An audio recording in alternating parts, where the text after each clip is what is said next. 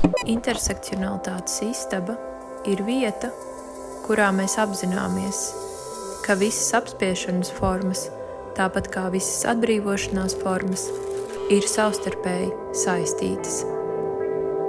Tā ir vieta, kurā mēs kritiski izvaicājam, apšaubām un dekonstruējam, bet vienlaikus arī iztēlojamies iekļaujošāku un drošāku pasauli nākotnē un jau tagad. Šajā podkāstu sērijā es sarunājos ar Lieni Sebri. Liene ir biedrības Zaļā brīvība klimata eksperte, dabas mīlētāja un aktīviste. Viņa ir ieguvusi izglītību ģeoloģijā un vides un klimata zinātnēs gan Latvijā, gan arī Nīderlandē. Pēc studijām strādājusi dažādās ar vidi saistītās jomās un pozīcijās, sākot no zinātniskās asistentes un datu analītiķis līdz pat muzeja gidei un lektorei. Lienes interesēs ietilpst ne tikai vides aizstāvība, bet arī garīgas un ķermeniskas prakses. Viņa nu jau 5 gadus pasniedz jogas nodarbības, kā arī brīvajā laikā ir diskžokejs, tādējādi apvienojot dažādas cilvēciskās pieredzes šķautnes. Es izjautāju Lieni par vegānisma lomu klimata aktīvismā, atbildīgu resursu ieguvu un izmantošanu, balansu starp personiskajām un politiski sistēmiskajām atbildībām un ietekmēm pārmaiņu veidošanā un izaicinājumiem, ko vides un klimata kontekstā rada militāri draudi, kā arī mēs runājam par to, kā un kā atpūta, rūpes par sevi un garīgas prakses ir pretošanās kapitālismam. Paldies, ka klausāties un atbalstāt intersekcionalitātes istabu. Īpaši liels paldies visām Patreon atbalstītājām un atbalstītājiem. Ja arī tu vēlies un vari atbalstīt podkāstu, Patreon saiti un informāciju par citām atbalsta iespējām varēs atrast sērijas aprakstā. Piebildīšu, ka jaunākajā Patreon sērijā es sarunājos ar Agnesi Krīvadi, un arī sarunā ar Agnesi mēs pievēršamies garīgumam kā svarīgai politiskai dimensijai, kas ved uz visu būtņu atbrīvošanu. Bet tagad saruna ar Lieni. Čau, Liena! Čau! Prieks tevi satikt intersekcionalitātes istabā. Tā kā es tevi pazīstu no vegānu komunas, no laika, kad Karina tur vēl dzīvoja, tad es tev gribētu arī pajautāt sākumā tieši par vegānismu. Varbūt, vai tu varētu pastāstīt, kā tu kļuvi par vegāni, vai tas bija ilgs un sarežģīts ceļš, vai tas bija vienkārši, un vispār, ko tev vegānisms nozīmē, un cik tas tev ir svarīgi šobrīd? Jā, tas ceļš, man liekas, es neteiktu, ka viņš bija baigi sarežģīts, tas sākās jau, būtībā esmu vegāns jau, ja nemaldos, 9 vai 10 gadus. Tas ir ļoti ilgi. Jā, un tagad jau ir tāda sajūta, ka tas ir tā ļoti nostabilizējies, ja sākums bija tāds turbulentāks, un tad tagad jau tas pat vairs nav kā kaut kāda tāda baigā aktīvā lieta, par ko es ikdienā domāju, kaut kāda izvēle, kas man ir jāveic, tā vienkārši ir sajūta. Bet tas sanāk no pusaudzības? Es nezinu, cik tev gadi tikko tu saprati. Būtībā tas sākās, kad es kļuvu pilngadīga, un mēs aizbraucām ar draugu, jau vīru, dzīvot uz Nīderlandi, mācīties, studēt, un man liekas, vispār tas tā ļoti smieklīgi, ka pirms tam man bija tādas ļoti negatīvas asociācijas ar vegānismu, tāpēc, ka tas vienkārši bija tā kultūrāli iekšā. Man nebija ļoti daudz nekāds viedoklis, jo tas arī nebija baigi populāri, bet es atceros, kā man kāds radinieks vai kaut kas teica, iedomājies, ir cilvēki, kas neēd gaļu, un tad ir arī tādi vegāni, kas vispār neēd neko, ne pienu, ne olas, neko. Un man tas iesēdās smadzenēs un likās, nē, šis nav normāli. Un reizē, kas man arī ļoti pārsteidz, ir tas, ka aizbraucot uz Nīderlandi dzīvot, kur tas viss jau tomēr ir daudz vairāk iegājies kultūrā, reāli pagāja apmēram pusgads, kad es biju tur, un pēc pāris mēnešiem no tā pusgada es jau biju vegāns. Tas vienkārši kaut kā attīstījās pats no sevis, un es ļoti spilgti atceros to brīdi, kā tajā laikā es studēju, un man vajadzēja arī strādāt kaut kur, lai varētu nodrošināt savu dzīvošanu. Es piestrādāju hotelī, recepcijā, un tad ik pa laikam, kad nebija ko darīt, tad es vienkārši skatījos kaut kādas YouTube video, Un tur bija tāds video, kas saucās Kāpēc es neesmu veģetārietis? Un man likās, wow, cik interesanti, jāpaskatās. Un izrādās, varbūt tu zini, ir tāds youtuberis Mike the Vegan. Es nezinu, vai viņš kaut ko vēl dara vai nē, bet viņš ļoti daudz runā par vegānismu un zinātnisko aspektu. Un tas video bija par to, kāpēc viņš ir vegāns, nevis veģetārietis. Es esmu dzirdējis, ka tāds video eksistē, bet es neesmu pati viņu redzējis. Jā, šis nosaukums man ir pazīstams, bet... Man liekas, tāds ļoti labs klikbeits, jo man bija tāds, tad jau jāpaskatās, kas tur ir, un tad tu ieraugi, un viņš nebija pat garš, vienkārši viņš iedeva man to klikšķi, jo viņš parādīja, kas tur notiek, un tad, kad tu, manuprāt, es esmu noteikti viens no tiem cilvēkiem, kas, tad, kad tu vienreiz ieraugi to visu, to tumšo pusi industriālai lopkopībai un dzīvnieku izmantošanai, es vienkārši vairs nevarēju tā kā neiedomāties par to, un tas viss process notika ļoti ātri tādā ziņā. Jā, to es varu ļoti labi saprast, ka man liekas, ka tad, kad tu to uzzini, tu nevari to vairs atredzēt. Tāpat nav varbūt, es neesmu arī nekad skatījusies tās visšausmīgākās filmas, jo vienkārši man šeit tad es nevarētu naktīs gulēt, jo es tā kā ļoti jūtīgi uztveru, bet man pietiek vienkārši to, ka es zinu, kas tur notiek, es to saprotu, es esmu par to lasījusi, un es nevaru vienkārši savietot to, kas turpinātu ēst gaļu, vai arī tagad jau vienkārši piena produktus, un tā kā zināt šo un to noglabāt kaut kur smadzeņu kaut kādā, nezinu, nodalīt, un tā kā noignorēt šo vienkārši. Kādā smadzeņu rievā. Jā, tieši tā, un arī pēc tam tas viss sāka vilkties kopā arī, protams, arī ar vides aspektiem un arī veselību, un man vienkārši likās, ka tas vienkārši ir loģisks nākamais solis, un tad arī tas viss tā turpinājās, un kā es teicu sākumā, kad es arī runāju ar savu ģimeni, man burtiski pa telefonu mamma pateica, es esmu vīlusies. Bet es jūtu, es tomēr to tā uztvēru nepārāk smagi, jo man bija tā pārliecība, un tas netraucēja man virzīties uz priekšu. Bet jā, reizē tagad, kad ir pagājis tik daudz laika, ja kādreiz es ļoti daudz ar cilvēkiem runāju par šo tēmu, jo, pārsvarā tev pašam ir jāpasaka, starp citu, es tagad neēdu to, un tad visi uzreiz tev uzdod jautājumus, un bieži sanāca arī tādas kaut kādas diskusijas, asākas diskusijas, un gribējās arī to parādīt, to savu nostāju, kāpēc un ko es daru, tad tagad man tas vairāk ir pašai priekš sevis veids, kā es varu taisīt tādu kā... man sajūta, ka tas ir tāds mans iekšējais protests pret sistēmu, kurā mēs dzīvojam, jo es katru dienu varu izvēlēties, ko es ēdu, ko es neēdu, un man ir arī atbalsts no ģimenes, atbalsts no draugiem, un tagad es vairāk mēģinu vadīties kā piemērs, nevis mācīt citiem, ko kā darīt. Un tikai tad, ja kāds tiešām pajautā kaut ko, jo viņam interesē, nevis tāpēc, lai vienkārši man nokritizētu, tad es ļoti, ļoti labprāt parunājos. Jā. Bet tava ģimene tagad ir pieņēmusi, viņi vairs nav vīlušies? Jā, ļoti smieklīgi sanāca. Tiešām ļoti interesants tas process bija, jo no tās vilšanās tas savā ziņā bija ļoti labi, tāpēc, ka tad man ģimene, īpaši arī mana mamma, viņa man sūtīja kaut kādus tur rakstus, kaut ko par nelabvēlīgo veselības ietekmi tālāk. Un es pilnībā saprotu, viņai tiešām arī rūp, kā es jūtos. Viņa arī ir vetārsts un saprot diezgan daudz ko no medicīnas uztur, un tomēr tās zināšanas bija... viņa kaut kādā citā tā veidā atrastas, un tad viņa turpināja meklēt kaut kādas iemeslus, ko man sūtīt, lai es nebūtu vegāns, ka viņa pati saprata, ka īstenībā nav tik traka, un tad viņa pati arī pārgāja gandrīz uz pilnīgi vegānisku diētu, un tas bija vispār perfekti. Ļoti forši tas tiešām izklausās ļoti, ļoti forši. Ja man liekas, ka īpaši Latvijā jau ir ļoti daudz tādu aizspriedumu pret vegānismu, kas saistās tieši ar kaut kādiem tādiem pseidomedicīniskiem iemesliem, ka tā kā tu nevari uzņemt visu, kas ir nepieciešams, esot vegāns, un tiešām tādu, kas tā kā ir pieņemts kā kaut kāda patiesība, bet tad, kad tu sāc to pētīt, tad īstenībā tā nav. Līdzīgi kā par to B12, ka tā kā, vegāni to tā kā nevar uzņemt, un cilvēku, kur ēd gaļu var, bet tā kā, B12 tiek dots dzīvniekiem, tā kā, un nav tā, ka kāds vispār varētu šobrīd vairs dabiski iegūt no kaut kurienes B12, bet tagad tas ir absolūts mīts.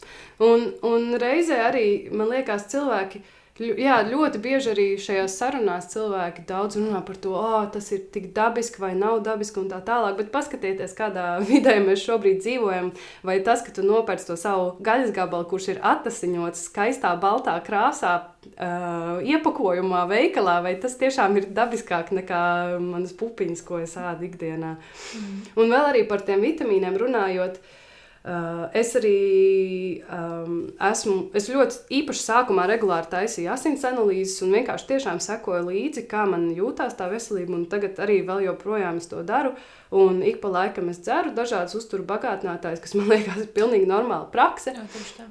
Un kā arī labs piemērs, man ir problēmas, ir bijušas problēmas ar dzelzi, bet arī manai māsai, kura nav vegāns, viņa ēd pilnīgi visu, viņai šobrīd arī ir ļoti zemes dzelzs rezerves un tā tālāk. Un tas vienkārši nevienmēr pārnesās, pat taisno tajā, kā tu ēd vai ko tu dari. Un tāpēc, man liekas, tas nav baigais arguments pret vegānismu vispār. Nu jā, es arī, piemēram, reiķinos ar to, ka man būs jādzer dzelzi visu atlikušo dzīvi, un tā nav nekāda problēma. Un vispār arī, pētot vairāk šo jautājumu, tur var būt arī visādi citi veselības aspekti, arī kā jau tu minēji, kāpēc, piemēram, dzelzs neuzsūcas pietiekami labi, un, kas nav tiešām saistīts ar diētu, kur tev ir, bet ar kādiem citiem aspektiem, un tad tev vienkārši ir jālieto dzelzs, un tāpat kā jālieto B12 gan arī ikvienam, un tā nav tā kā nekāda, nekas tur tās problemātisks, vai tā gaļasēšana pēkšņi atrisināt. Tieši tā, un tā, kā Latvijas endokrinologi paši saka, būtībā ikvienam Latvijas iedzīvotājiem būtu jālieto D vitamīns ikdienā, jo mums, diemžēl, tās saulītes nav tik daudz, cik gribētos, un mēs nepavadām to laiku ārā, un man liekas, baidīties no tā, kad ir jālieto kāds uzturbagātinātājs, man liekas, tas ir muļķīgi, jo arī ar ēdienu mēs uzņemam šos pašus uzturbielas, un man liekas, tas tieši tev papildu, un tev ir tāds kā papildus iespēja pabarot sevi un justies labāk. Pēc tam vegānismu kontekstā gribēju jautāt, kā tev šķiet, un to es īstenībā jautāju arī Karīnai iepriekšējā sarunā, bet es labprāt pajautāšu arī tev. Kā tev liekas, vai Latvijā cilvēki, varbūt arī vides aktīvistu kontekstā, bet arī plašākā sabiedrībā, kas tev var sadalīt divos tādos apakšjautājumos, pietiekami daudz apzinās, cik lielā mērā industriālā lopkopība vispār ir klimata krīzes viens no izraisītājiem, un cik lielu lomu tas spēlē. Un kā tev liekas, varbūt arī kādi ir jēgpilni un efektīvi veidi, kā var par to izglītot un informēt cilvēkus? Jā, man liekas, ka es teiktu, ka nav pietiekami daudz informācijas par šo, jo man ir sajūta, ka, kā tu teici, tā kā ir tie divi loki, ir tie vides cilvēku loki un it kā tāda plašāka sabiedrība. Un abos divos, tad, kad es atbraucu atpakaļ no Nīderlandes, es sajūtu to, ka tas dzīvnieku un lopkopības konteksts daudz biežāk netiek ņemts vērā. Bet savā ziņā arī tas ir saprotams, jo tomēr Nīderlandē ir cik viņiem apmēram kāds 3 reizes vairāk cilvēku uz pusi mazāku platību un vēl cik 100 reizes vairāk govis bez maz vai viņiem tās ietekmes var ļoti viegli ieraudzīt, kad mums tiešām ir nenormāli liela tā lopkopība, ļoti intensīva, viņiem ir ļoti liels piesārņojums un arī ļoti viegli tās metānu un citu gāzu emisijas tur var sarēķināt. Tad Latvijā tomēr Latvijā ir kaut kā vēl iesēdies tāds kulturālais konteksts un kaut kāda tā ideja par to lopkopību, kāda mums ir. Un kad ir tā viena gotiņa, kas tur skaisti ganās pļavā un tā tālāk. Bet, protams, mēs zinām, ka šobrīd ir tikai retas vietas, kur tā vispār ir palicis. Un, tie konteksti bieži vien neiet kopā. Un runājot par to, kā to varētu vairāk, kā par to vispār runāt, man liekas, tas arī ir tāds diezgan sarežģīts jautājums, jo šobrīd vispār mēs arī manā biedrībā Zaļajā brīvībā mēs esam runājuši daudz par to, kā vispār komunicēt ar sabiedrību šajos laikos, kad ir tik daudz populisms un dezinformācija, jo kā tu piemini vārdu klimats, uzreiz tev ir pilns ar negatīviem komentāriem, un arī ne tikai nepietiek ar kaut kādu, nezinu, skatīšanos tur Facebookā kaut ko tādu, arī pat runājot ar politiķiem, ir ļoti grūti vispār virzīt kaut kā tās sarunas par klimatu, un kur nu vēl pielikt klāt to lopkopību. Bet tā mana pieeja, ko es daru, es uzturos dažādos lokos, gan vides lokos, gan arī vairāk tādos garīgo prakšu lokos tā tālāk, un es tur jūtu, par ko cilvēki vairāk interesējās, un tad es vairāk to sasaisti mēģinu virzīt caur to, kas viņiem jau ir aktuāls. Piemēram, tad, kad es pasniedzu kaut kādas lekcijas par klimatu pārmaiņām, es pilnīgi vienmēr arī pastāstu par lopkopību. Tas ir mans tāds mazais aktīvisms. Varbūt pat, ja tā tēma nav gluži par to, es vienmēr minu, starp citu arī īpaši lielopu un tā tālāk. Tas viss atstāja ļoti lielu ietekmi. Un arī otrā virzienā, tad, kad es runāju, piemēram, par veselīgu dzīvošanu, attiecībām ar sevi, ar citiem, es vienmēr arī iestarpinu to, ka starp citu, ir taču arī dzīvnieki, ar ko mums vajag uzturēt labas attiecības, un arī, ja tu izvēlēsies veselīgāku ēdienu sev ar vairāk augu valsts produktiem, tas arī būs labāk videi un klimatam. Un tad to mēģinu pievilkt vienmēr klāt. Un cilvēki to dzird? Kā nu kurš? Cilvēkiem arī, kas ir interesanti, mums bija daži pētījumi par tām cilvēku izvēlēm. Es tieši arī dzirdēju, ka Karīna arī pieminēja podkāstā par to, ka mums bija tāds pētījums par to, kādas ir cilvēku paradumu, kādus paradumus cilvēki ir gatavi mainīt klimata dēļ. Jā. Un tā tiešām ir, ka pāriet uz veģetāru vai vegānu uzturu, tas bija viszemākais, ko cilvēki bija gatavi darīt. Un runājot par to, kas ir tie virzītāji spēki, kas tomēr ļauj cilvēkiem veikt kaut kādas izvēles, tas bieži vien ir, diemžēl tas primāri ir finansiālie apstākļi, kam papildus var nākt klāt, kā papildus tāds bonus ir, ja tur ir vēl kaut kādi veselības aspekti un tā tālāk. Un tāpēc arī runājot par šīm tēmām, es tomēr jūtu, ka, lai vai es pati gribētu runāt tiešos vārdos par to, kāpēc man tas ir svarīgi, es tomēr jūtu, ka man ir arī jāpielāgo tā saruna un jārunā arī par to, ka šāda veida ēšana tas maina arī tavus finansiālos apstākļus, un tas tiešām ir veselīgāk un arī klimatam draudzīgāk. Es nevaru tikai pa vienu to līniju aiziet. Bet, man liekas, tas arī tāds, daļēji mīts, ka būt vegānam ir dārgāk, lai gan, protams, man arī dažkārt šokēja tas, ka, piemēram, kad es dzīvoju Somijā, kas tur bija Erasmusā, es gan tad vēl nebiju vegāna, es biju veģetārieti, bet, tādā izpildījumā, ka es ēdu vegāniski tad, ja tas bija vienkārši, un tad, ja tas bija iespējams, tad ēdu vegāniski, ja tomēr nē, tad veģetāri. Tas, man liekas, bija kaut kāds pēdējais gads, kad es vēl nebiju vegāna. Un tas, kas mani šokēja mazliet, ka, Somijā dzīve ir ļoti dārga. Varbūt kā studentam viņi ir mazliet, lētāki, tāpēc, ka tur ir daudz visādi veidi atlaides un tā, bet ka tieši vegāniskie produkti dažkārt tur ir, izrādījās lētāki nekā Latvijā. Un tas ir jocīgi reizēm redzēt tās cenas, kādas ir tur, visādiem specifiskiem produktiem tieši Latvijā, nezinu, tur sieriem kaut kādiem vai tofu vai kaut kādām tur desiņām un tā, bet, man liekas, ka tas arī nāk ar laiku, ka tu saproti, ka var jau ēst vegāniski arī salīdzinoši lēti. Nezinu, ja tev nav naudas, tu vari taisīt kaut kādus tur pupiņu burkānu sautējumus un tā, ka tas nav tā, ka tas obligāti ir daudz dārgāk. Īstenībā jau kvalitatīva gaļa arī nav lēta. Tas, man liekas, kaut kāds tāds, Jā, noteikti. Un arī šajā laikā, kad es esmu vegāns, es ļoti daudz arī fokusējos to, lai mans ēdiens tiešām ir veselīgs.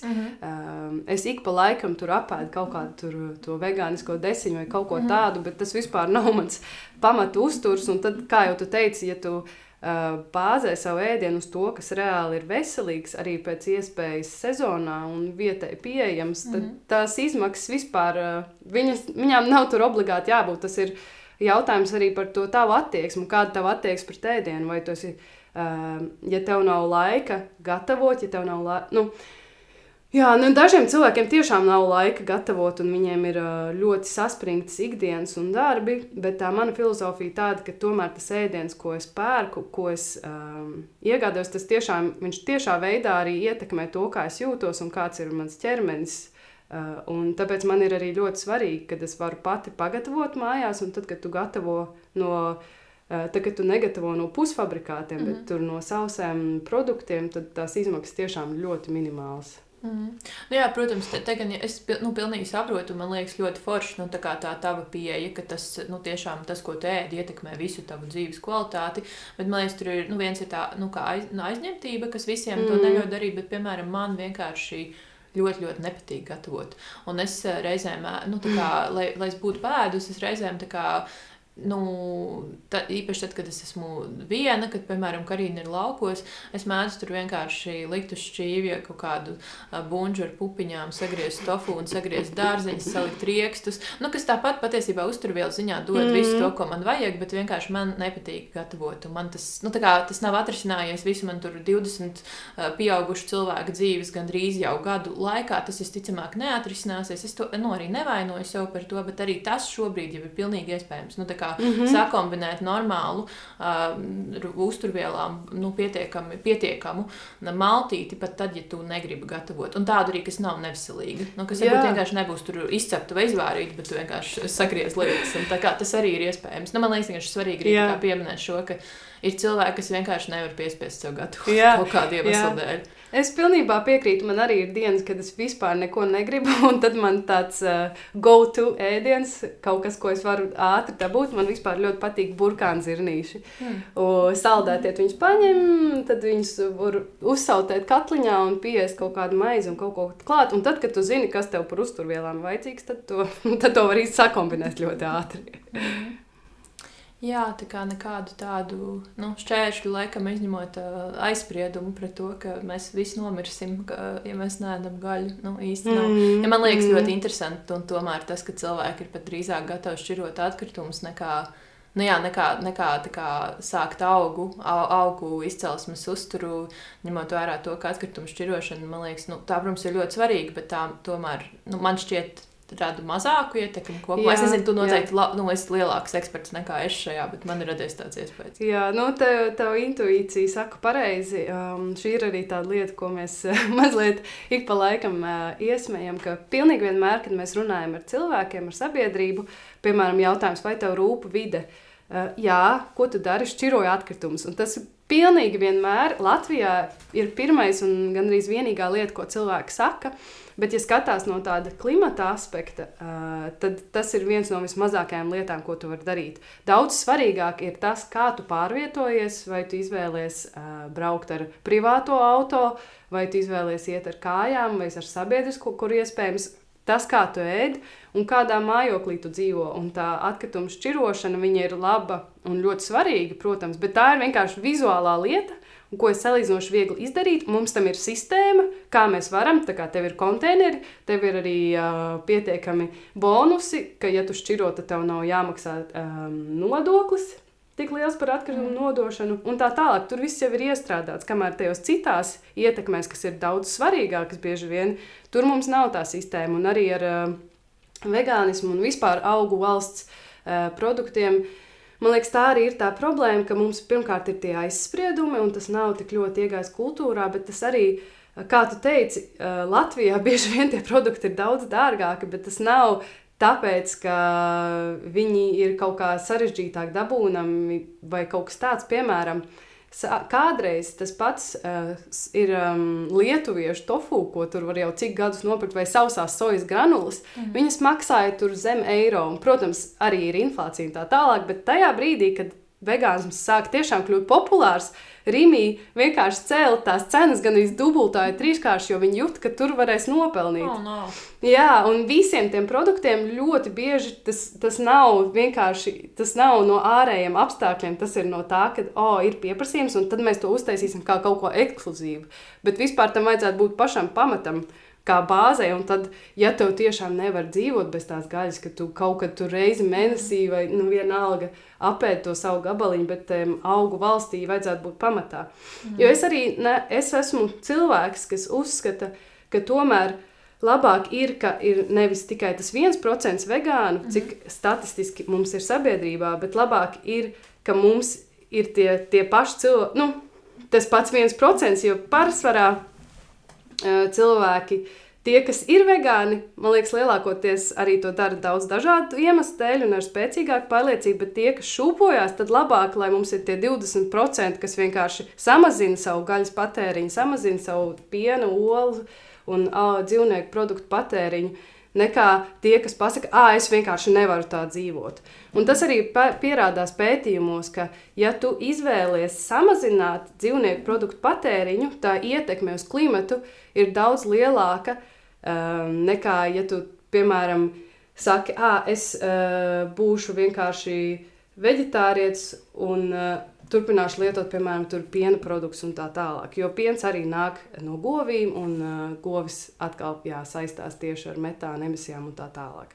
Tāpēc, man liekas, ir ļoti svarīgi, ka mums nav tā polarizācija. Es, protams, vēlētos dzīvot pasaulē, kur visi ēd vegāniski, kur mums nav jārunā par šīm lietām, bet reizē es saprotu, kāda ir tā realitāte.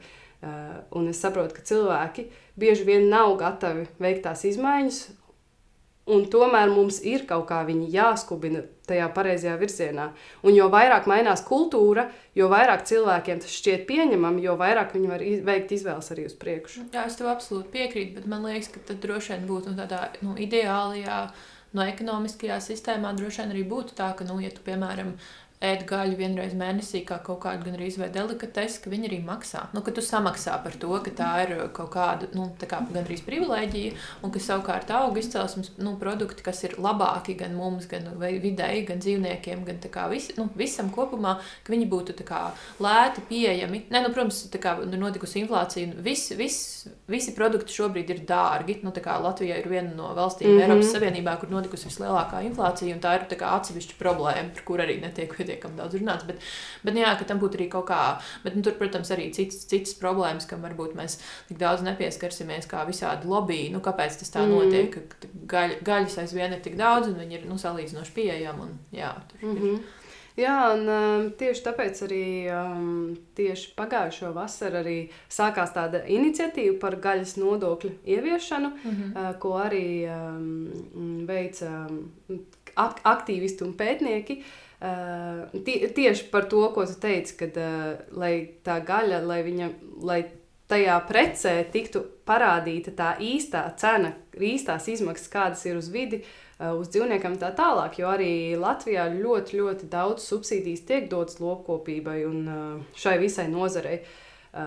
Un attiecīgi tā cena, ko mēs redzam veikalā, tiem produktiem, viņi nav proporcionāli viņa ietekmēm. Šī iniciatīva, viņa arī ir mana balss pieejama, man liekas, vēl joprojām, bet tas mērķis šobrīd vairāk bija nevis tiešām, ka tagad mēs realistiski tūlīt jau pēc gada dabūsim to nodokli, bet vairāk, lai sāktu to sarunu vispār par to, ko tas varētu nozīmēt.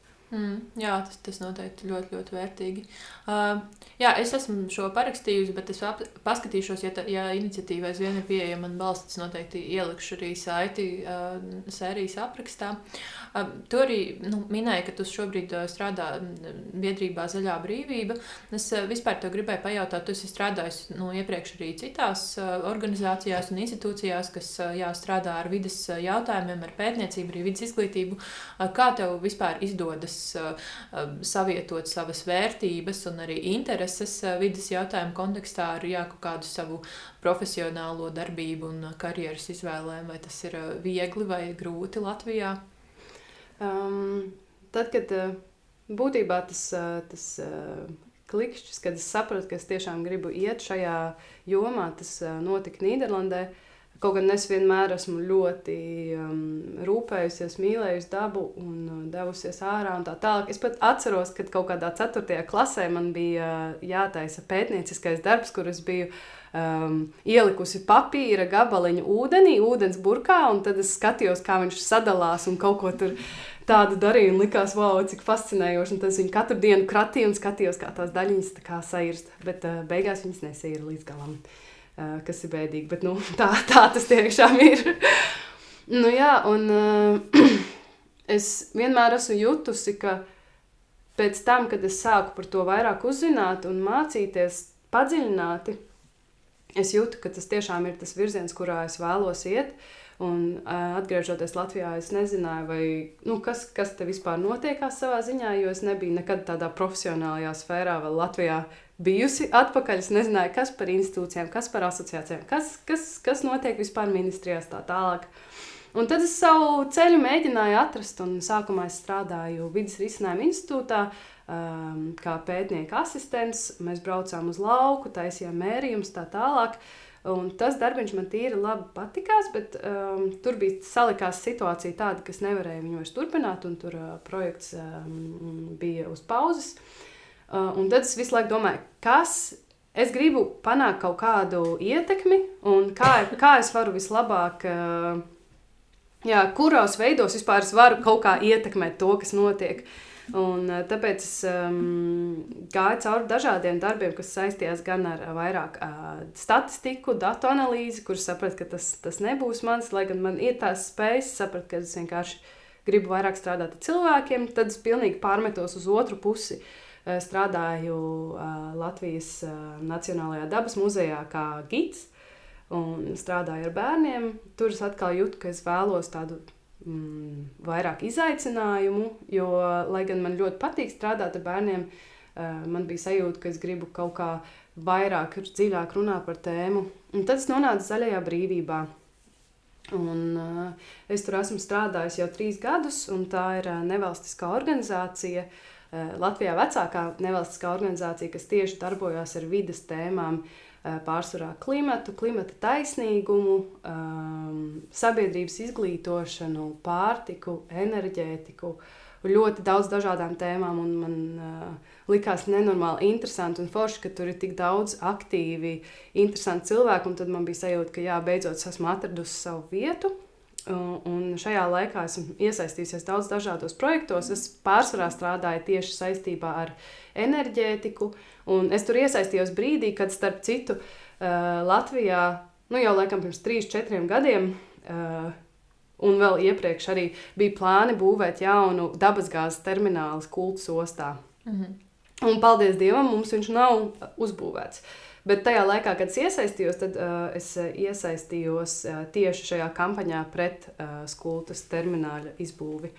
Un tad man sanāca iedziļināties tieši visos tajos procesos par dabasgāzi, fosiliem resursiem, par mūsu atkarību no viņiem un tā tālāk. Un tad pēc tam es aizgāju vairāk uz enerģētiku, siltumapgādi, darbu ar pašvaldībām. Tā bija tāda viena daļa, un otra daļa arī man ir darbs ar sabiedrību, dažādas lekcijas, gan par ilgtspēju, gan par klimata pārmaiņām, arī tādā fizikālajā veidā, arī tādā praktiskajā veidā, arī ko mēs varam darīt. Es arī strādāju pie Rīgas ilgtspējas portreta, kur mēs veicām izvērtējumu Rīgai ne tikai par vides aspektiem, bet arī sociāliem, tāpēc tas lauks bija ļoti, ļoti plašs, bet šobrīd es esmu tādā pārmaiņu brīdī, jo es sapratu, ka tas, ko es gribēju aptvert, un tā mana vēlme kaut ko mainīt, man bija ļoti,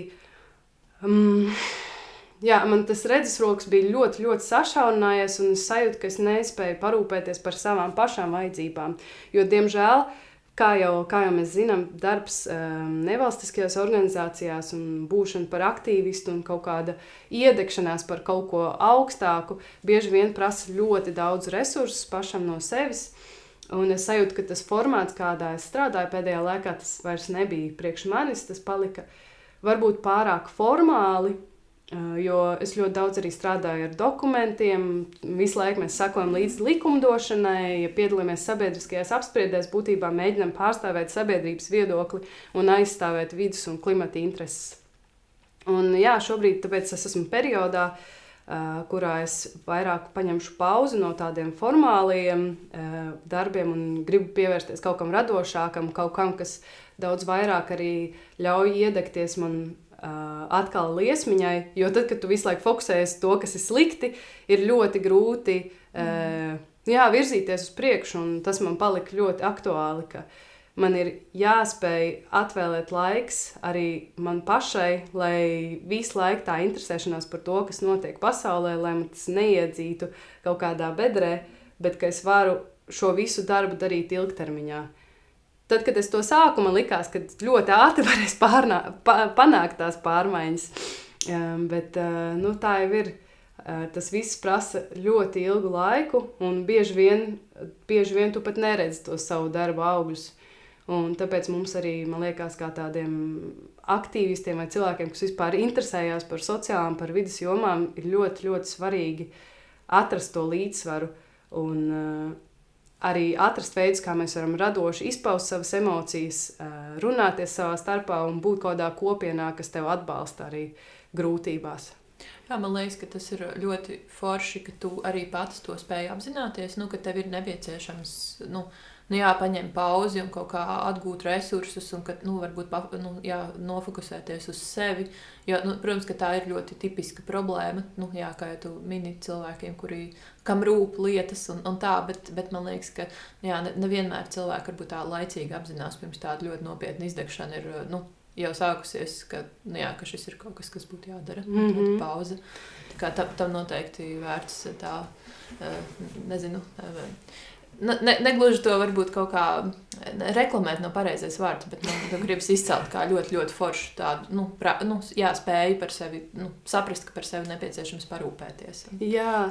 Kā tādu iedrošinājumu drīzāk, nevis reklamēšana arī citiem, tā kā, kas jūt, ka varbūt tas būtu, svarīgi, to kaut kā. Jā, un tā interesantā lieta ir tas, ka man bija sajūta, es par šo visu jau zināju, un jau ienākot NVO sektorā vienmēr ir tās, tā kā cilvēks smējās par to, ka mēs jau nekad nebeidzam strādāt bez maz vai, un pat ja tev ir pusslodze, tas nenozīmē, ka tu pārējā laikā nebūs. Pat ja tu tikai esi brīvprātīgi, tāpat visticamāk strādā kā pusslodzes darbie. vai ne? Un man bija tik daudz enerģijas, ka man bija sajūta, ka tas nenotiks ar mani. Bet tomēr es sapratu, ka tās vajadzības mainās, intereses mainās un tiešām, bija grūti, man pašai bija ļoti grūti pieņemt to, ka man vajag rūpēties par sevi, kamēr tā pasaule tur deg vai ne un viss pārējais, bet īstenībā es tagad mācos pati sev arī un atgādinu to, ka vispār tā lieta ar visu to bezgalīgo produktivitāti un tā sajūta, ka es tagad visu izmainīšu un izglābšu, tas arī ir daļa no tās sistēmas, par ko mēs mēģinām cīnīties. Jā, protams. Jā, un es ļoti iedvesmojos, starp citu, pēdējā laikā tieši lasu grāmatu, kas saucās Rest is Resistance. Cik tas izklausās lieliski. Es arī gribu lasīt šādu grāmatu. Jā. Tad, kad es viņu pabeigšu, es varu to viņu nodot tālāk. Tā ir, ja nemaldos, autori bija Trisha Hersey. Es atradīšu elektroniski. Jā, ļoti, ļoti jauka grāmata, ko man ieteica, starp citu, arī aktīvisti, ko es satiku vienās mācībās, kad es biju septembrī. Un tur tieši runā par to, ka mēs nevis ka mēs paši arī it kā mēģinām cīnīties pret to sistēmu, bet reizē mēs paši mēs strādājam pēc viņas principiem, un ja mēs gribam iztēloties kaut kādu citu pasauli un citu veidu, kā vispār strādāt un būt vienam ar otru, un ja mēs gribam tās kopienas, mēs gribam to atbalstu, un mēs gribam to visu darīt līdz tam, līdz mūža beigām un atrast tos spēkus un iedvesmu, tad mums arī vajag pienācīgi parūpēties par sevi un atpūsties. Un tad tas man tagad ir tāds ļoti, tāds, nezinu, kā tāda bāka. Un es lasu no rīta un tāds, nevajag justies trauksmaini, ka es tagad neko nedaru. Jā, es izklausās lieliski. Es domāju, ka man varbūt kaut kāds šāds resurs varētu noderēt, jo man it kā sanāk atpūsties diezgan daudz, jo vienkārši tā kā gan mans ķermenis, gan arī nervu sistēma to piespiež darīt. Tā kā es nevaru strādāt 8 stundu darba dienu, bet tad visu laiku ir tā vainas sajūta, ka es nedaru pietiekami un ka es nerealizēju savu potenciālu un ka es nedaru tā kā visu, ko es varētu, bet tas vispār nekādā veidā nepalīdz un tas arī nepalīdz izdarīt vairāk. Un arī kaut kā tā, ka tu sāc justies tikai kaut kāds tāds mehānisms, ka tā ir man vienīgā vērtība, tā kā cik daudz es varu nodarboties ar aktīvismu vai cik daudz es varu kaut ko tur virzīt uz priekšu, bet tā jau īsti nav. Tā kā visiem mums arī kaut kāda vienkārši cilvēciskā vērtība. Kas... Man liekas, ka tev šī grāmata ļoti patiks. Es viņu atradīšu, varbūt jau pat pēc mūsu sarunas. Jā. Noteikti arī ielikšu saiti saiti sērijas aprakstā, jo es pieņemu, ka arī citiem, kur klausās, noteikti varētu būt aktuāli. Bet, jā, varbūt, mazliet atgriežoties pie tā, ko tu dari zaļajā brīvībā, vai kas ir varbūt tās tēmas, ar ko tu esi strādājusi, es tad tieši gribēju pajautāt, jā, par energoresursiem, jo tā arī tēma, par ko es pati, tā kā, nezinu gandrīz neko, bet, laiku pa laikam es pasakoju mazliet kaut kādām, debatēm, kas ir tā kā publiskajā telpā un kaut kam, kas ir presē, nezinu tam, ka cilvēki iebilst pret vēja parkiem, jo tur ir kaut kādas... Es saprotu, ka daļai tie iebildumi ir tā kā pamatot, bet tad daļa ir tāda jau gandrīz ezotēriski, tā kā es nezinu, kā tur ir ultraskaņa, kur tev miegā kaut kā, kaut ko, es nezinu, ietekmēs tev un laikam tas tur nav tam nekāda pierādījuma. Jā, tā kā varbūt arī pastāstīt, kas būtu tā, nezinu, situācija, kas būtu vienlaikus realistiska, draudzīga videi, bet arī tāda, kas ļautu mums, iespēju robežās nodrošināt savu enerģētisko neatkarību, kāds būtu tas energoresursu sadalījums Latvijā. Jā, šis ir ļoti labs jautājums, un arī man forši, ka tu pieminēji par tiem vēja parkiem, tāds ātrā atkāpe pirms es atbildu. Tas bieži vien būtībā, kas ir pēdējos gados noticis, ir ļoti, ļoti liela dezinformācija par visu šo sfēru. Un daļai tiešām ir tā, ka ir kaut kādi apsvērumi tiem, šobrīd vējparki ir tāda karstākā tēma, tāpēc es domāju, par to arī svarīgi parunāt. Ir daudzi ir daļa apsvērumu, kas tiešām ir pamatoti, piemēram, ka cilvēki negrib, lai viņas būvē pārāk tuvu viņu mājām, un ir arī konkrēti noteikumi, cik tālu var būt satālums, un tad pēkšņi dažreiz ir bijušas situācijas, ka tie plānotāji ir pielikuši viņus, ieplānojuši pārāk tuvu un tā tālāk. Ir tā, ka arī tas var ietekmēt putnu migrāciju un sikspārņus, bet tam visam pirmkārt, ja skatās skalā, es ļoti labi atceros, man tā vizuāla atmiņa labi strādā, es atceros universitātes laikā, mēs jau runājām par šo lietu, kas jau gan arī 10 gadus atpakaļ, tieši par to vēja parku ietekmi uz putnu migrācijas. Atceros, kā man skolotājs rādīja grafiku par putnu nāvēm no vēja parkiem, no ēkām, kurām ir stikli, un no kaķiem. Un tad, ja vēja parkam bija tās, nezinu, kaut kāds, kā to varētu iztēloties, kaut kāds tur naga lieluma tās augstums, cik tie putni mirst vidēji gadā, tad ēkām, piemēram, debesskrāpjiem, tas bija tā kā burtiski tā kā 20 reizes lielāks, jo vienkārši putni vienkārši ietriecās stiklos, un tad vēl tas 3 reizes lielāks bija no kaķiem. Mums patīk ļoti mūsu mīļie kaķīši, bet tad, kad mēs viņus laižam ārā, diemžēl kaķi ir sērga arī citās, piemēram, mazākās tur salās tā tālāk cilvēkiem aizliedz kaķus laist ārā, lai viņi nenoēd visus putnus. Tāpēc, ja skatās uz to putnu lietu kontekstā, tu saproti, ka tas varbūt nav tas lielākā problēma. Un plus arī tagad ir pētījumi par to, ka ja tos vēja turbīnas viņas nokrāso citā krāsā, putni no viņām izvairās, jo viņi daudz vairāk viņus ierauga. Tāpēc tā problēma ir daudz par lielu uzpūsta. Un arī, piemēram, kā to var redzēt, to uzpūšanos, arī Latvijā ir tas, ka bija tāda mana balss petīcija par, es neatceros, kā viņi tieši saucās, bet tur bija kaut kas par drošību putniem vai par gaisu bez vēja turbīnām, kurā arī bija visādi kaut kādas tādas kritikas, un to bija uztaisījuši Krievijas propagandisti.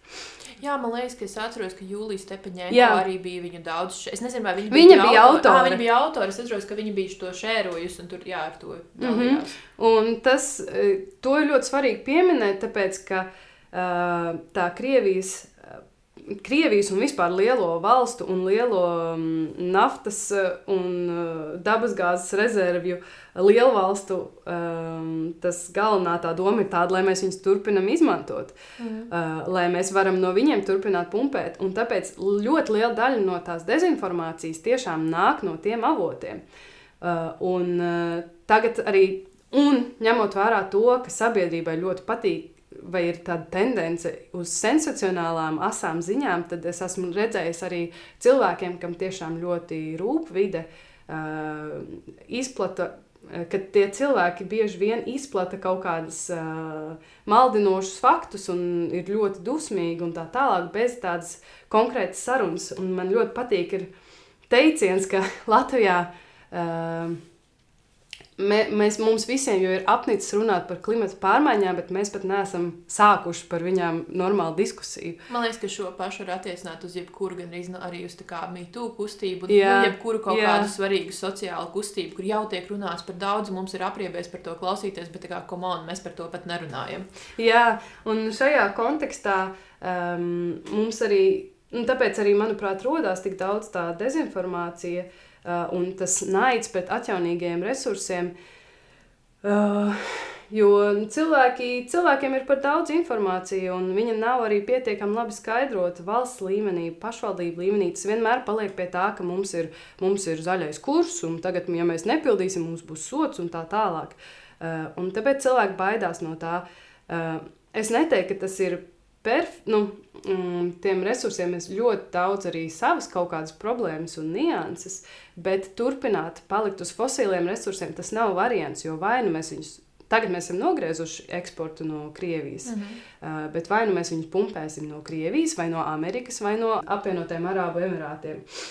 Un, manuprāt, mēs nevēlamies nevienu no tiem, un ja mēs vēlamies tiešām enerģētisko neatkarību, tad mums ir jāatgriežas pie vietējās enerģijas, ko mēs varam šeit iegūt, un tas noteikti tādā ilgtermiņa skatījumā tas noteikti nedrīkst būt no fosiliem resursiem. Mums ir jāmeklē citi veidi, kā mēs to varam iegūt. Tās pašas saules, vēja, arī eksistējošās hidroelektrostacijas lielās, kuras padomu laikā uzbūvēja, un tad, protams, nopludināja Staburagu, kas ir cits jautājums, bet mums viņas ir, un tad viņas arī vajadzētu lietot. Jā, es teiktu, ka viens aspekts, un vēl kas arī ir svarīgi, es nevaru pateikt tādu konkrētu atbildi, kādam tur vajadzētu būt tiem procentiem un tā tālāk, ka tas arī ir ļoti atkarīgs no tehnoloģijām, ko mēs izmantojam, baterijām, kādas ir mūsu uzkrāšanas jaudas, cik mēs to enerģiju, kur mēs varam viņu likt, un arī starp citu no tā, cik labi ir savienot mūsu elektrotīklu visā Eiropā. Un tā ir ļoti, ļoti liela tēma, par ko šobrīd cilvēki runā, ir tas, kā mums vajag attīstīt tos starpsavienojumus, lai mēs varam dalīties, lai mums nav tikai jākoncentrējas pašiem savā vietā, savā valstī, bet ka jo vairāk ir tie tīkli, jo mazāk mums vajag pašiem tās lietas. Un atgriežoties ātri par vēju parkiem, vēl ir tas, ka vēl viena lieta, par ko cilvēki runā, ir tas, ka ja tu paskaties to vēju parku karti, tu redzi, ka visa Latvija ir noklāta ar tām zonām, kur viņi varētu veikt un tā tālāk. Bet lielākā daļa no šiem projektiem netiks īstenoti, un arī tiek izstrādāti jau konkrētas tās kapacitātes, cik mums viņus vajag. Tāpēc nav tā, ka tagad mēs pilnīgi visu ar viņiem uztaisīsim. Tas process ir daudz lēnāks, un tās ir izpētes teritorijas, kas nozīmē, ka ne visās tajās vietās viņas būs. Bet reizē es arī tomēr apzinos arī, un es arī pati saprotu cilvēku rūpes un uztraukumu par to, īpaši kaut kādās reģionos, ka tev pēkšņi tagad bez nekādas paziņošanas, vienkārši pasaka, kur jums tagad būs vēja parks. Un, man liekas, tas ir akmens pašvaldību un valsts lauciņā, ka ar cilvēkiem netiek pietiekami komunicēts, un plus arī ir atļauta tāda situācija, ka cilvēkiem nenāk nekādi ieguvumi no tā, jo, piemēram, Dānijā, Zviedrijā, citās valstīs ļoti bieži notiek šī sadarbība ar vietējiem iedzīvotājiem, ka tad tev ir bezmaksas elektrība, vai tu vari nopirkt daļu no akcijām tam vēju parkam, un tu tiešām iegūsi no tā, un tad arī sabiedrība to var pieņemt. Nevis mēs ejam tāpat kā vecajos laikos ar koloniālismu un visu pārējo, ka mēs vienkārši atnākam un uz jūsu zemes davai tagad uzliekam. Nu, man liekas, ka tā ir tā kā dažādos kontekstos Latvijā liela problēma, ka lietas vienkārši netiek skaidrotas un ka mēs nemākam tā kā veidot normālas informatīvās kampaņas, kas tā kā spētu uzrunāt sabiedrību. Un, nu jā, es zinu, Covid laikā tā bija problēma, nu tā kā tieši komunicēt ar sabiedrību par visu, kas notiek, un tā ir problēma arī ir, jā, kaut kādiem šādiem. Un, nu, īstenībā tā kā vesela virkni jautājumu.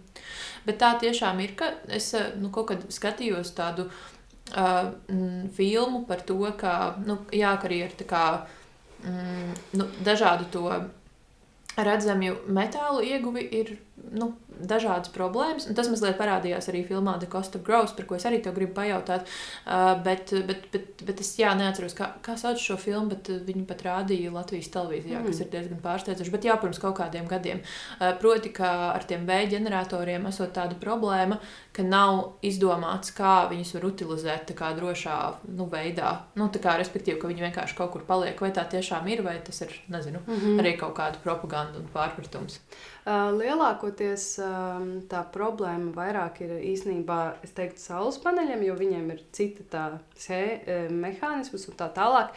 Es teiktu, ka šī problēma eksistē, bet tā nav tehnoloģijas vaina, bet tā ir problēma, ka mēs nepietiekami pētam un investējam šajā laukā kopumā, jo nav tā, ka vispār neko nevar ar viņiem darīt. Ir ļoti jau ar gadiem, un katru gadu arvien vairāk piemēru, kā vispār šīs gan turbīnas, gan arī saules paneļus, kā viņus var izmantot citos veidos, citās vietās, dabūt ārā no viņiem detaļas, un arī šeit ir ļoti svarīgi tas, ka mēs arī tad, kad viņi tiek veidoti, ir padomāts tomēr par to pašu ekodizainu, par to, kas notiks ar viņu dzīves cikla beigās.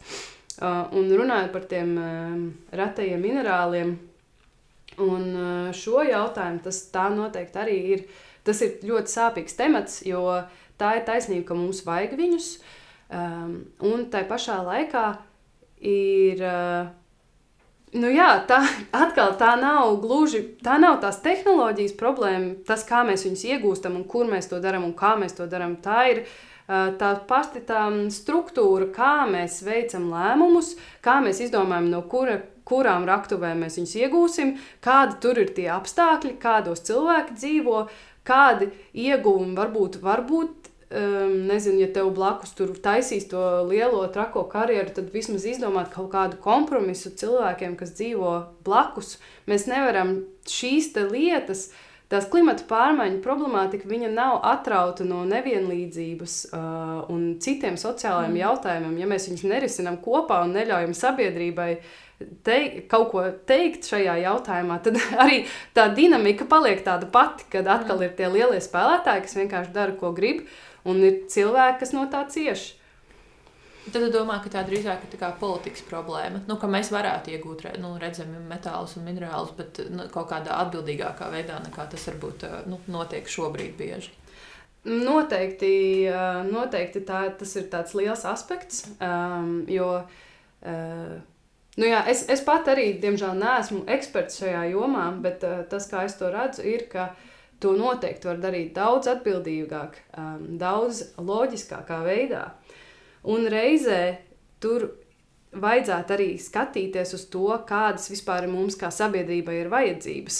Jo, teiksim atklāti, Eiropā, Amerikā, Ziemeļamerikā tieši kontinentā un arī dažās Āzijas valstīs, tas patēriņš jau šobrīd ir pārāk liels tam, ko mūsu zemeslodu var izturēt. Tādā ilgtermiņā skatoties, mēs jau šobrīd arī Latvijā vidējā cilvēka emisijas tāpatās ir par lielu, viņas jāsamazina, un ja mēs gribam turpināt to pašu enerģijas patēriņu, ja mēs gribam turpināt dzīvot kā parasti, tad šī te metālu un minerālu iegūt, tad viņa nevar būt ilgspējīga.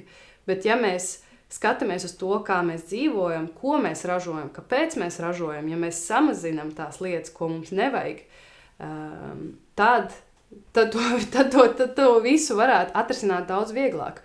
Un ir arī pētījumi par to, ka, ja skatās uz tādu kopējo pasaules patēriņu, kurš tur neiesaista vēl nerunājot par mākslīgo intelektu un par to, cik daudz tas resursus jau patērē un datu centri kopumā, ka tas jau patērē tā kā dažu valstu izmērātās enerģiju, ka mums tos minerālus nemaz nevajadzētu tik daudz, ja mēs noreducētu to, ko mēs darām sabiedrībā un ko mums, būtībā, ko kapitālisms savā ziņā nodara, ka mums vienmēr vajag kaut ko jaunu, kaut ko krutāku, kaut ko lielāku, jo lielākā daļa tās emisijas, kas rodās, ir no mājasaimniecībām. Un tas ir ļoti lielā mērā saistīts ar mūsu patēriņu. Un viena puse ir tā politika, bet otra tomēr ir arī tas, kā mēs kā sabiedrība dzīvojam. Un lielākoties tas ir tas, kā pārticīgākie cilvēki dzīvo. Jo, tu noteikti gan jau zini, ir tās statistikas par to, ka top 1% pasaulē pelna vairāk naudu nekā lielākā puse. Un tas pats arī ar emisijām. Un tas pats, starp citu, arī Latvijā. Mums arī Zaļā brīvībā kādu laiku atpakaļ tika veikts pētījums, kas saucās oglekļa nevienlīdzība. Tā galvenā doma, ja tu neesi tajā tēmā, tad oglekļa nevienlīdzība tāds, kas tad tur ir? Bet tur bija par to, kā tas, cik daudz mēs tērējam, kā resursus, cik daudz mēs enerģiju tērējam, kā tie cilvēki, kuri ir pārticīgāki, kā viņi tērē, kā viņi veido daudz lielāku piesārņojumu un ietekmi uz vidu, kā tie cilvēki, kuriem nav tāda ienākumi un pārticība. Un tur bija arī tas, ka Latvijā top 10% augšējie top 10% iedzīvotāju tērē tieši tādā pašā veidā, veido pusi no visām emisijām, kāda mums ir. Un īstenībā cilvēki, kuri nav ar tik augstu pārticību, viņi jau šobrīd dzīvo tajos limitos, kas mums skaitās, kur mums ir jāiekļaujās.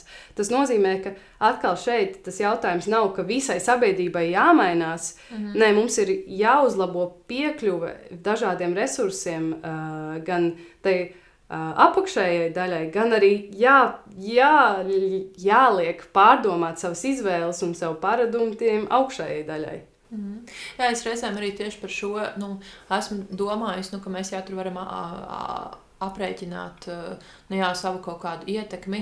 Tā laikam bija ekoloģiskā pēda, tas termins, bet es reizēm domāju, bet ja es varu labākajā gadījumā atļauties aizbraukt ceļojumā vienreiz gadā, un tas nav noteikti katru gadu, es nezinu, vai man būtu jājūtas vainīgai par šiem diviem lidojumiem. Labi, varbūt reizēm tieši 4, ja tie ir kaut kādi tur, lidošana ar pārsēšanos.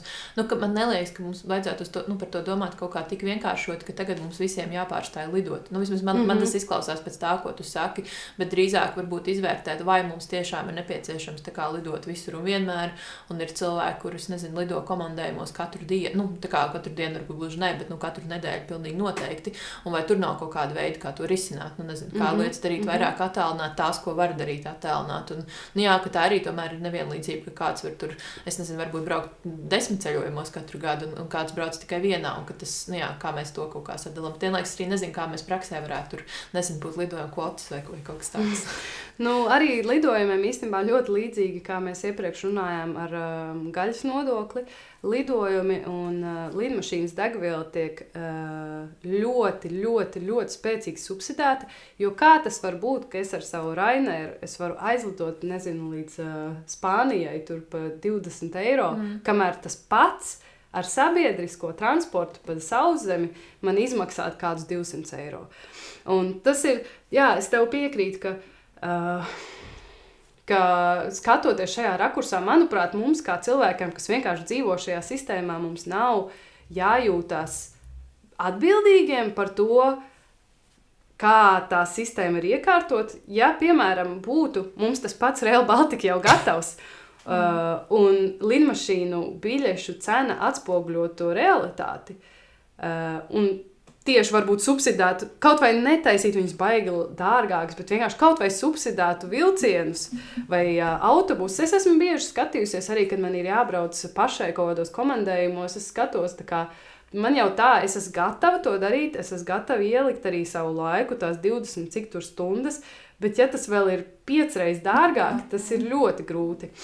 Un tad tur ir tās divas puses, un manuprāt, svarīgi kā cilvēkiem ir katram pašam saprast, kādas ir tās savas vērtības, izvērtēt to, ko tu spēj darīt, ko tu spēj mainīt, ko tu spēj uzlabot un tiešām censties to darīt, bet reizē nejusties arī vainīgam par to, kas notiek mums apkārt, un ir jāmāk mums arī pieprasīt tās pārmaiņas, mums ir jāmāk būt, tā ir īstenībā dažreiz pat lielāka daļa, lielāka ietekme būs tam, ka mēs dabūnam cilvēkus, mēs dabūnam politiķus, kas pareizajā vietā, pareizajā laikā var, veikt kaut kādas izmaiņas, ka tas varbūt pat būs ietekmīgāk nekā tas, ja mēs visu laiku no visa atsakamies.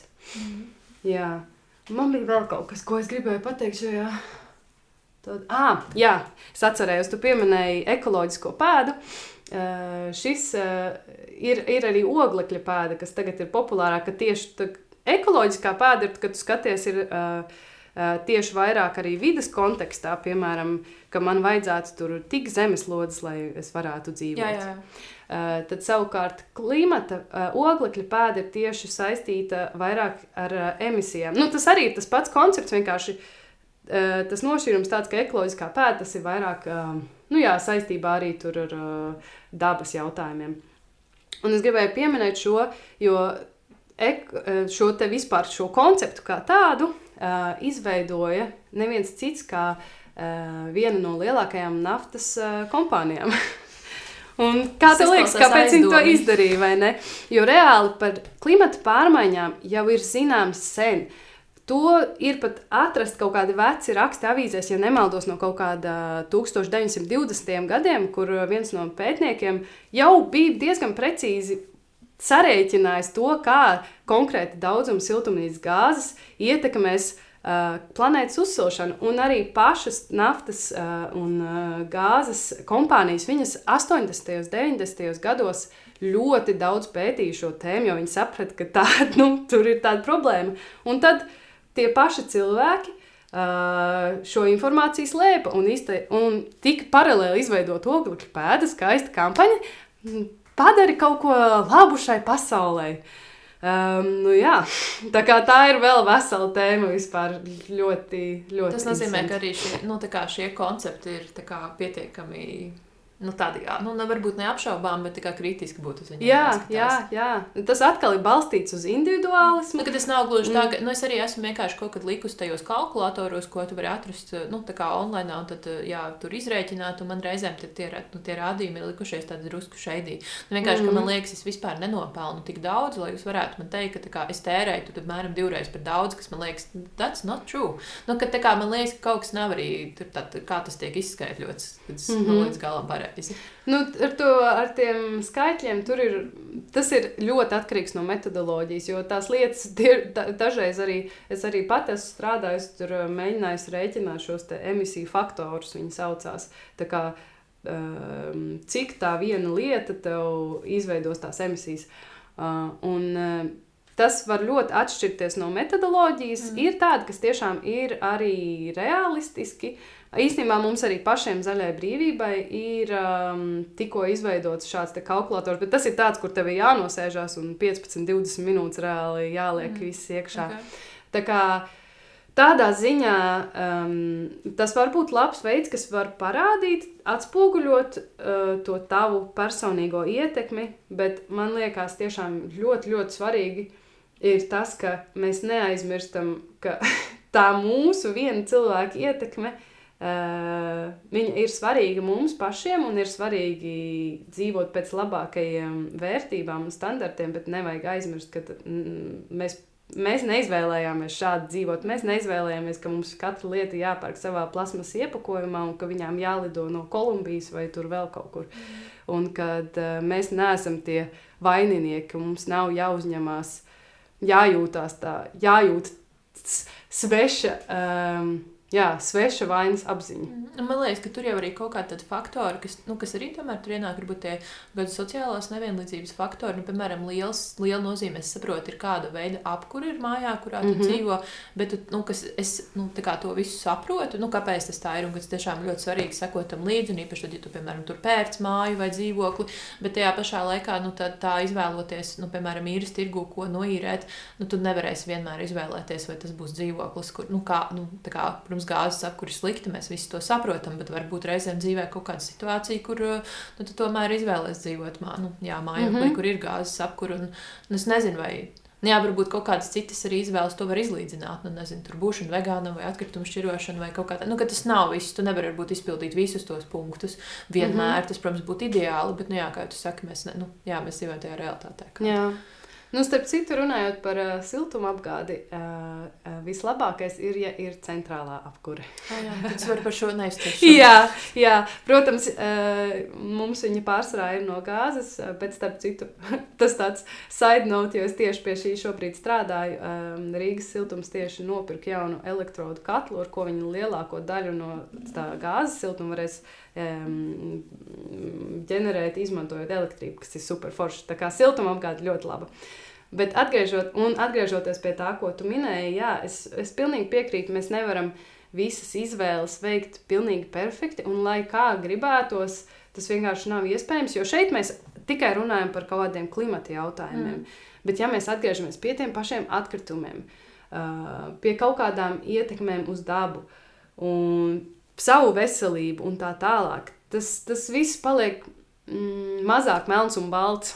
Un tāpēc arī to nevar tik viegli atrisināt. Tāpēc arī tā problēma, visas tās vides problēmas un arī sociālās problēmas, tāpēc viņas nav pazudušas, jo vienkārši kāds izdomāja, ir jādara šitā. Tur katrā lietā ir tik daudz aspektu, un tas ir tāds vispār tāds muģeklis ar problēmām, kas vienu otru pastiprina un sāsina.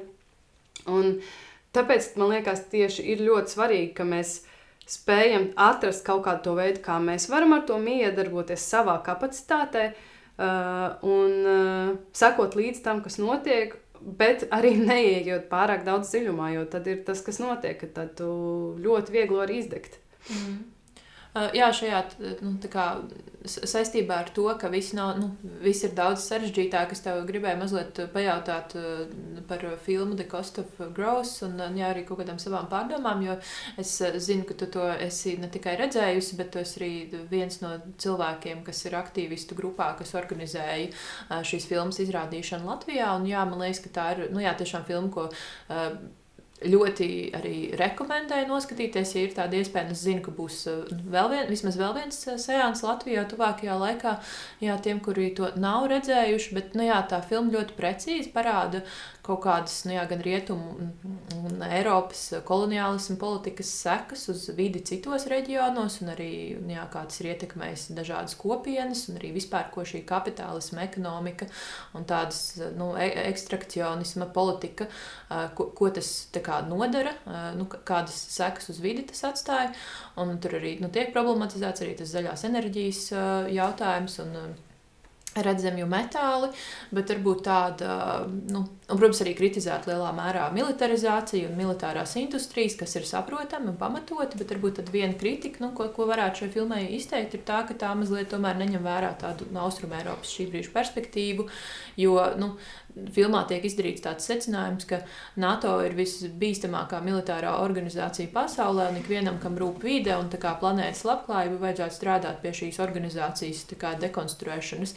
Un, protams, ka NATO ir ļoti daudz par ko kritizēt, un NATO arī vajag kritizēt, un dažādas, tur ASV interešu lobēšana, un vispār tas, ka tur ir, es arī personīgi domāju, ka tur ir ļoti daudz dažādu problēmu, un Latvijas publiskajā telpā dažādu iemeslu dēļ nav iespējams vai ļoti grūti par to runāt, jo tāpēc, ka populisms pieaug dažādas nacionālismu politikas ietekme, un vispār tā kaut kāda mūsu sabiedriskā doma ir tik ļoti kaut kā, es nezinu, viņi kļūst ar vien ierobežotāka, un tev varbūt dažādas sekas par to, ko tu kaut kur pasaki par specifiskām tēmām, īpašajā, kas ir saistīts ar šo drošības jautājumu. Bet, tomēr, realitāte ir tāda, ka karš ir ne tikai citos reģionos, karš ir atgriezies arī Eiropā, Un šajā filmā netiek pat vienā teikumā pieminēts karš Ukrainā, kas man likās ļoti problemātiski, jo, protams, tu nevari, neviena dokumentāla filma nevar niansēti pievērsties pilnīgi visiem jautājumiem un tā kā izrisināt izšķetināt visas problēmas, bet tu vari to pieminēt kaut vai, nezinu, vienā teikumā, ka šis ir aktuāli un ka tāpēc Austrumēropā varbūt tā attieksme pret NATO nav tik viennozīmīga, jo mums ir nepieciešams būt NATO, pat ja ideālā gadījumā mēs tā kā ar laiku izveidot Eiropas militāru organizāciju kaut kādu, kas būtu bez ASV, bet mums var nebūt vairs tik daudz laika.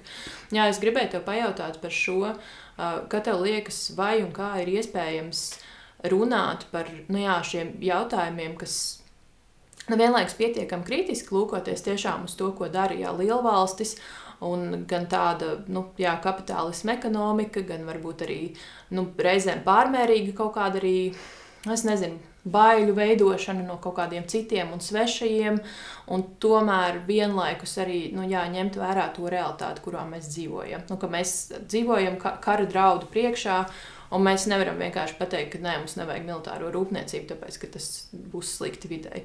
Jā, kā tur atrast kaut kādu balansu ar to, kas būtu tā ideālā pasaule, un kas ir tā realitāte, kurā, diemžēl, mēs esam šobrīd. Jā. Nav viegli. Nav viegli atrast to balansu. Tas ir jautājums arī, ko mēs ļoti daudz esam mēģinājuši skatīties un ko domāt. Un, tā situācija ir tāda, kā ir. Un, ja būtu citādāk, es būtu, protams, pilnīgi pret jebkādu veidu papildus investīcijām šajā jomā. Bet šobrīd, tad, kad tu redzi to, ko cilvēki vēl joprojām 21. gadsimtā ir spējīgi izdarīt, tad tu saproti, ka ir lietas, kuras ir prioritāras. Bet reizē man liekas, cilvēki bieži domā, ka tagad būs vai tērēsim naudu militārajām vajadzībām, aizsardzībām vai arī klimatam. Bet tam nevajadzētu būt kā divām dažādām lietām, jo mēs arī esam skatījušies, piemēram, uz lietām, kas, manuprāt, ir svarīgi meklēt kaut kādas lietas, kas var palīdzēt abos virzienos. Un ļoti labs piemērs ir purvu atgriešana to stāvotnējo stāvoklī, ko jau šobrīd dara Polijā un arī Latvijā. Mēs ļoti daudz par šo mēģinam to virzīt kaut kā uz priekšu, jo iemesls, kāpēc vajag purvus pie robežas, ir tas, lai pretinieki burtiski nevar ienākt iekšā. Un tad šeit ir tāda ļoti savdabīga miedarbība, par ko tu pat vispār neiedomātos. Tas ir tāds viens aspekts. Mums drīzāk vajag purvus, nevis mīnas. Jā, tieši tā. Tā kā šī varētu būt laba kampaņa. Jā. Man liekas arī, ka tiešām tā izstāšanās no Otavas konvencijas, viņa netika pietiekami apspriesta sabiedrībā. Jā, es piekrītu, ka arī tā kā mūsu vides cilvēku lokos, kas tomēr seko ļoti daudz dažādām likumdošanām tā tālāk, šis vienkārši tika parādīts kā fakts, nevis kā lieta, ko mums vajadzētu izdiskutēt. Jā. Bet vēl atgriežoties pie šīs tēmas, man liekas arī, kas ir svarīgi, ko ir svarīgi saprast, ir tas, ka klimata pārmaiņas, tas nav tikai par temperatūru, ka tagad mums būs siltāka vasara un mazāk sniegs, un dažiem pat tas liekas baigi forši. Tas ļoti, tu mēdz saukt par tādu kā draudu reizinātāju, angliski threat multiplier, jo visas tās lietas, kas notiek, piemēram, tie paši sausums, samazināt pieejamību ūdenim, karstums, viss pārējais, tas ļoti sāsina dažādus konfliktus, kas eksistē, un tā ir arī viena no lielākajām problēmām priekš cilvēkiem. Skatoties no cilvēku perspektīvas, tā ir viena no lielākajām problēmām ar klimata pārmaiņām arī nākotnē, kad visi tie konflikti, kas jau notiek, vai viņi varētu pēkšņi eskalēties, kad klimata pārmaiņu ietekmē, viņi var palikt daudz agresīvāki, daudz dziļāki, un tur arī rodās daudz vairāk problēmas ar migrāciju un bēgļiem.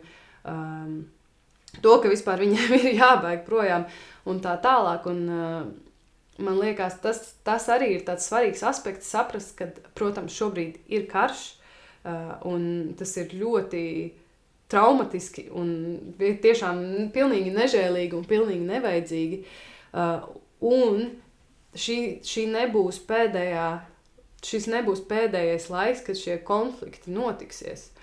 Un tikpat labi, turpinoties tiem procesiem, tie konflikti visdrīzāk būs arī arvien vairāk. Un es arī tieši skatījos, bija ļoti interesanti, ka tika pētīts viesuļvētras Katrīna ietekme, kas bija arī viena no lielākajām viesuļvētrām tajā laikā, un ka pēc tam auga pašnāvību, depresijas skaits, konfliktu skaits tieši pēc tās dabas katastrofas. Un ka tas tiešām, kad tā daba nav atrauta no tā, kas notiek. Un tāpēc, manuprāt, ir arī ļoti svarīgi par to runāt arī šajā kontekstā. Un ka ir ļoti grūti skatīties to ilgtermiņu. Tad, kad tagad mums ir tās briesmas, bet ir jāatcerās, ka tās lietas, viņas nevajag risināt atrauti. Mēs varam jau paralēli domāt, kā varbūt arī tās tehnoloģijas, ko mēs izmantojam, tās taktikas, kas tiek izmantotas, lai viņas nav tikai pa taisno, bet varbūt arī ir tomēr iespēja padomāt, kā to var darīt kaut vai maz drusciņi atbildīgāk. Jā, tas noteikti ir, bet nu jā, vispār jau man liekas, ka tā ir tad neapskaužama situācija. Droši vien arī, īpaši domājot par to no vidas perspektīvas. Protams, no visām iespējamām perspektīvām, arī domājot no cilvēktiesību perspektīvas, liekas, ka mēs esam kaut ko panākuši, un tad tas viss tā kā, ir kaut kāds tas diskurss arvien vairāk, ko es arī tā kā pamanu publiskajā telpā, ka tā nav mūsu prioritāte. Tur sieviešu tiesības nav mūsu prioritāte, tā kā kvīru tiesības nav mūsu prioritāte, jo ir karš. Bet man liekas, ka krīzes apstākļos un kara apstākļos neviens nav atcēlis cilvēktiesības, un tieši jo īpaši būtu jādomā par ievainojamām grupām, un man liekas, kaut kas līdzīgs varētu būt ar vidas jautājumiem.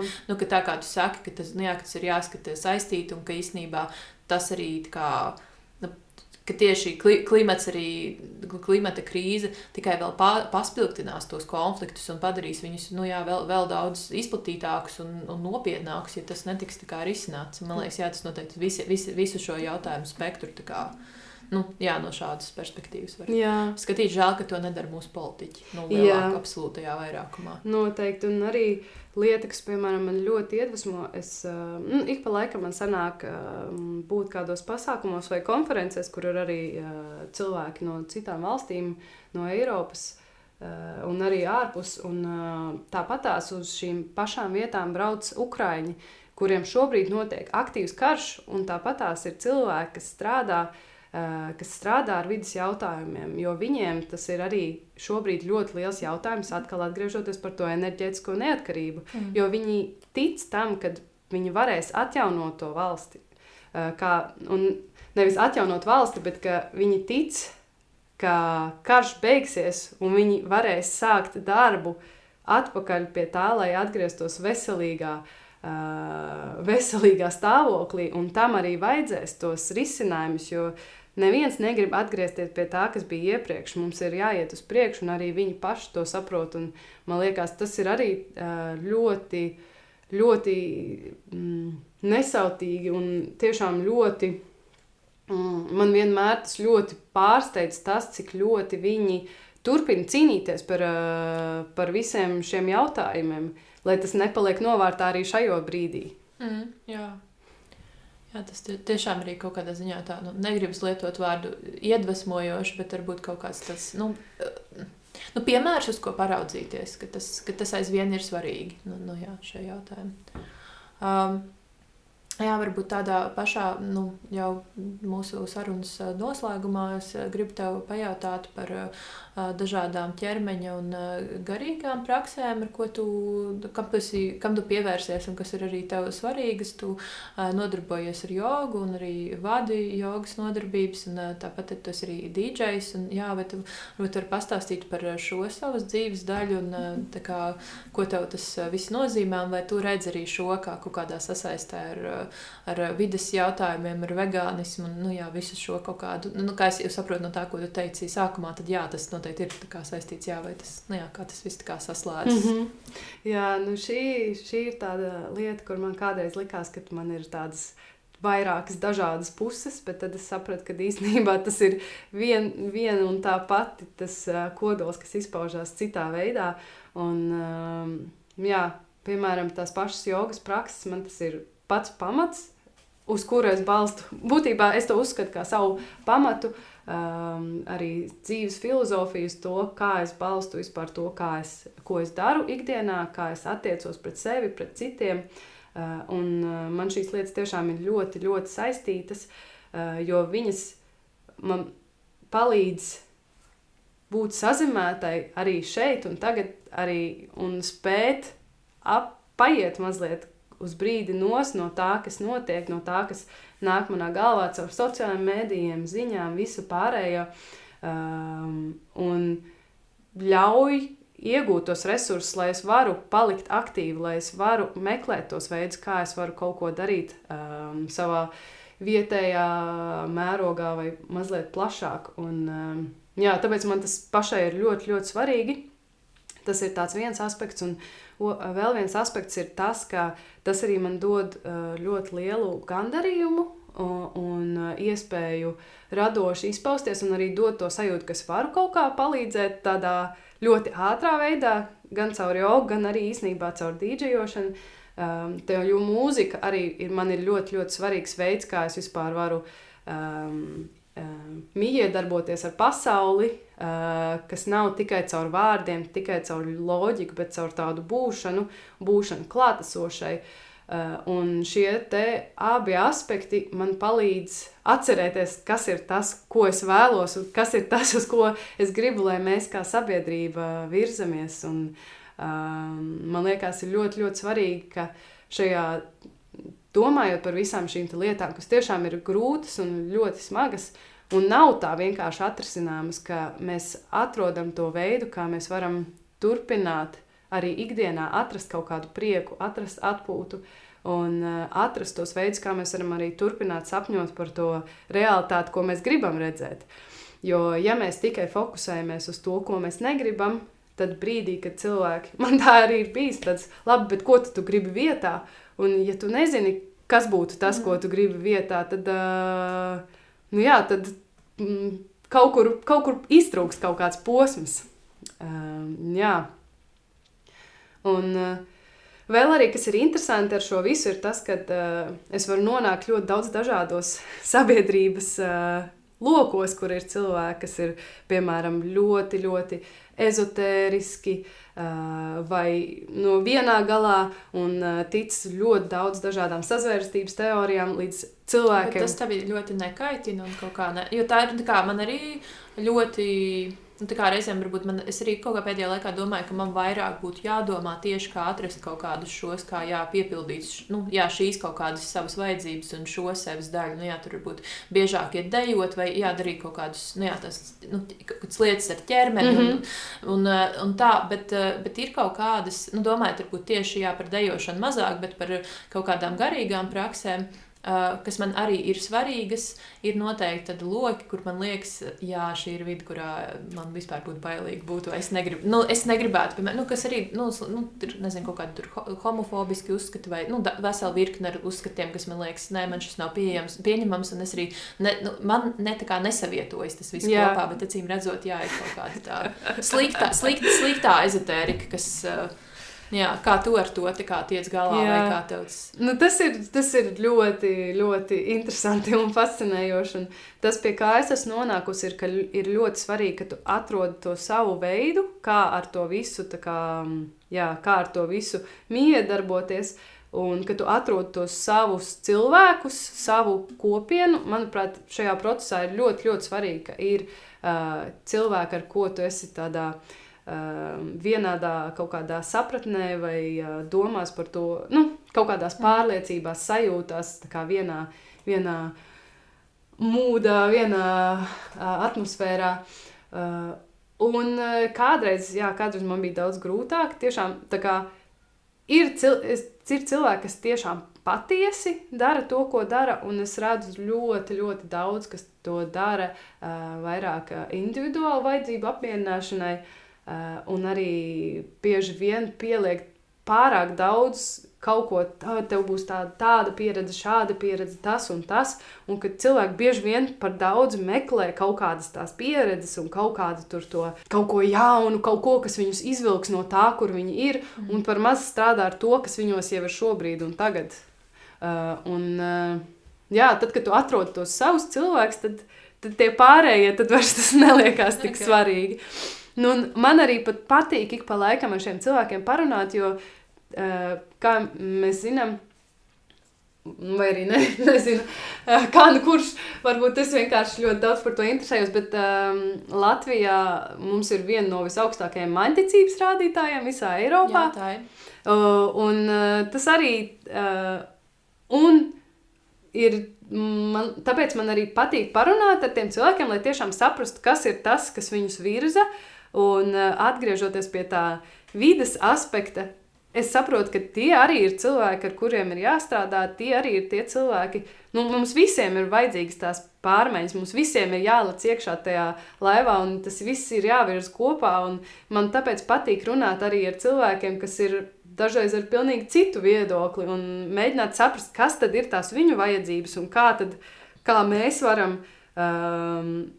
pieiet pie tām viņu vajadzībām, apmierināt viņas kaut kādā veidā. Jā. Jā, tas droši vien, bet es arī droši vien prasu kaut kādu resursu, bet forši, ka tas tev sanāk, un ka tas ir, ka šī telpa arī eksistē. Un, man liekas, arī tāds ļoti, ļoti arī svarīgs akcents, šķiet arī, uz ko tu vairāk kārt norādīji šajā sarunā, ka ka tu nevari tikai cīnīties par kaut kādām lietām, kas, protams, ir jādara, un, tā kā tas prasa neizbēgam ļoti daudz resursu un enerģijas, bet ka jāmeklē arī kā sevi tā kā piepildīt un atgūt tos spēkus. Jā, man liekas, katram no mums ir dažādi dzīves posmi, dažādas vajadzības un dažādas lomas, ko mēs visā tajā spēlējam. Un tad, man liekas, kā tu teici, ir jābūt cilvēkiem, kas ir gatavi degt, gatavi cīnīties, gatavi iet iekšā tajā visā, un jābūt cilvēkiem, kas ir arī atbalstošie. Un mēs nevaram domāt, man vajadzētu vairāk to, mums jāatrod to, kā mēs varam ar visām tām lietām, kas notiek apkārt, kā mēs varam viņus saprast un kā atrast to mūsējo lomu tajā visā. Liels paldies tev, ka tu piekritīji parunāties. Man liekas, ka ļoti, ļoti forša sarunājās. Tiešām bija prieks ar tevi parunāt. Liels paldies, ka uzaicināji. Man arī tiešām bija ļoti jauki un ļoti jauka pieredze. Paldies!